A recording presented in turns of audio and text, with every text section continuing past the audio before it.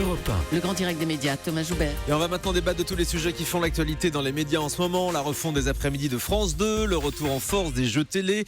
On va revenir sur la défaite de Christian dans les 12 coups de midi avec cette question. Jean-Luc Reichmann est-il fâché avec TF1 ? J'accueille pour cela Magali Vogel, journaliste à Téléstar et Télépoche. Bonjour. Bonjour. François Ouiz de Prisma Média, Télé Loisirs, Télé 2 Semaines, TV Grande Chaîne. Bonjour François. Bonjour Thomas. Et Mickaël Zoltobroda, notre ami du Parisien aujourd'hui en France. Bonjour Mickaël. Bonjour Thomas, bonjour Julie. On commence avec France 2, alors qu'il va encore tout changer dans ces après-midi. Amanda se termine à la fin de la semaine pour laisser sa place à une nouvelle émission de cuisine présentée par Élodie Gossuin à partir de lundi prochain. On parle aussi de pilote de jeu. Et puis Vue, qui a fait sa première hier. Vue, c'est le nouveau nom du zapping, qui est passé de Canal+ à France 2. Vous l'avez vu, Magali Vogel ? Oui. Et ça vous a inspiré quoi ? C'est ce que j'attendais. Après, je pensais qu'ils allaient peut-être se démarquer de ce qu'ils faisaient avant, avoir une identité un peu plus forte. J'ai pas été surprise en fait. Ça m'a pas c'est la même captivée. chose que ce qu'on voyait sur Canal, François Ouiz. Oui, alors il n'y a pas les je le fais très mal là, entre les Les séquences. petits bruitages. Qui C'est manquent d'ailleurs. peut-être pas mal, faut peut-être pas le juger sur un seul soir parce que c'est un peu, évidemment, ça dépend où ils font leur marché dans l'actualité du jour des images. J'ai quand même vu une petite pique à Bolloré. À un moment, on a vu des images du débat avec Laurence Ferrari et Montebourg, et après il y avait une scène du film Coup de tête avec Patrick Devers. Il disait à la santé de tous les salauds. Donc ça, c'était quand même un petit peu Patrick Menet.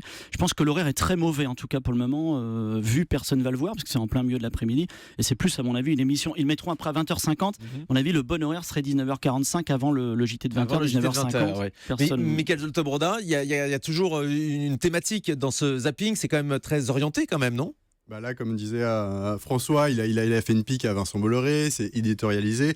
Après, le premier numéro était moins efficace que sur Canal+. Il faut rappeler que sur Canal+, c'était une des meilleures audiences de la chaîne. Là, ça commence par une des pires. Bon, c'est le lancement, on va le laisser s'installer. Il faut dire aussi que France 2 a très peu communiqué sur ce qui pouvait être un très très bon coup. Donc c'est une stratégie un petit peu à long terme, mais Thomas Touroud et Actuality attendaient un gros lead en dessous, un gros oui, c'est fait pour servir un petit peu Actuality d'audience. Là, je pense qu'ils peuvent être un peu déçus aujourd'hui. Alors sur la suite des après-midi de France 2, il y a un chef dans l'oreille qui arrive lundi avec Élodie Gossuin, une émission de cuisine. Vous y croyez, Magali ?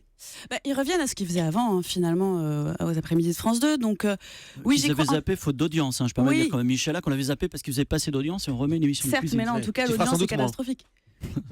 François Ouiz.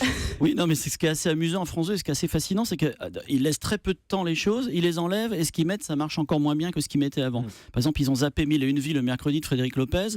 Le mercredi précédent, ça faisait plus de 700 000, ils sont tombés autour de 400 000, ils ont perdu quasiment la moitié des téléspectateurs. Et en fait, finalement, à chaque fois, ils ne laissent pas s'installer, par exemple, des jeux comme Duel ou Julie face à la bande, qui n'étaient pas forcément avec des audiences stratosphériques, mais qui grimpaient petit à petit, qui pouvaient s'installer. Mais qui faisaient plus que ce on enlève qu'il y a aujourd'hui. On met quelque chose d'autre, ça coûte cher de faire des pilotes, de tout changer, et pour des audiences qui sont moindres. Donc c'est toujours assez étonnant. Ils sont dans la panique. Non mais clairement là France 2 a perdu quand même beaucoup de publicité.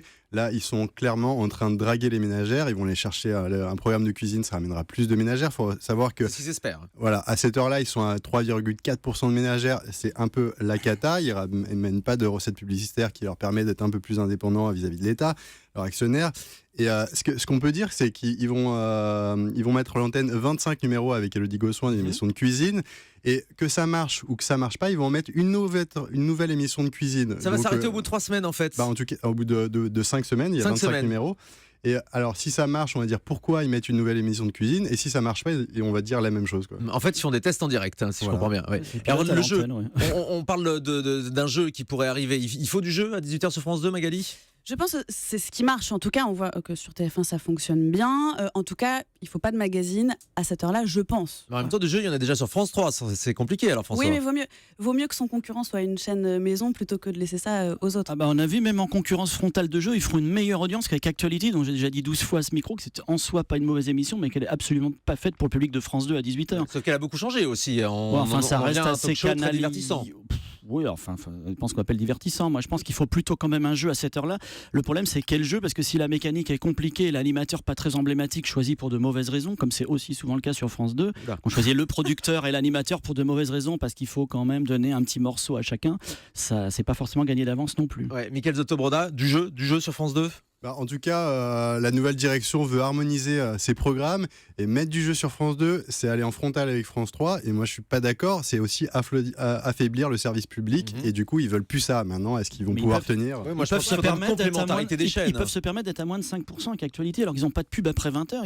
Hier, c'était 4,6 ou 7. Non, mais leurs c'est objectifs, juste pas possible. c'est 6-7%. Et encore, c'est très faible comme objectif. Bon, c'est pour enlever un programme et en mettre un autre qui marche moins bien. C'est toujours aussi problématique. C'est ce qu'on a vu ces derniers mois en tout cas. Allons, on passe à TF1 maintenant. On va parler de la défaite de Christian dans les 12 coups de midi.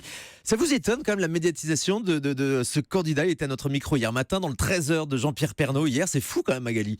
C'est un phénomène, Christian, il fait rêver les gens. Je veux dire, il a une histoire qui est assez conte de fées. Il était au RSA, il gagne des milliers d'euros. Il a une culture hors norme, il est très très intelligent, il est sympathique, il passait très bien à l'écran, il savait faire le show.